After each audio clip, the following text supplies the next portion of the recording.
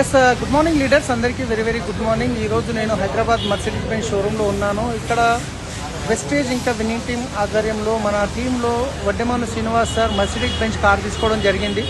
ఒకప్పుడు సార్ వచ్చేసి ఈ బిజినెస్కి రావడానికి ముందు ఇంచుమించు ఒక 20-30 lakhs మధ్యన అప్పుల్లో ఉండి ఇంట్లో పాల పౌడర్కి డబ్బు లేని పరిస్థితుల్లో నుండి ఈరోజు వెస్టేజ్లో ఒక నిర్ణయం తీసుకొని జస్ట్ ఒక 5 to 6 years లోపల సార్ వచ్చేసి 10 లక్షల ఇన్కమ్ తీసుకుంటున్నారు. ఆల్రెడీ 2.5 కోట్ల ఇల్లు తీసుకోవడం జరిగింది.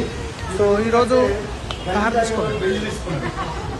సో ఎందుకంటే ఒక సుమారుగా మేము ఒక 5 సంవత్సరాల క్రితం సార్ మా ఇంటి దగ్గరికి వచ్చినప్పుడు నేను ఆయన ఆశ్రమస్కి రాలేదు. మా ఇంటి దగ్గరికి సుమారుగా కొన్ని 100 calls చేసిన, ఎవరికి కంటే ఎక్కువ కాల్ చేశాను నేను.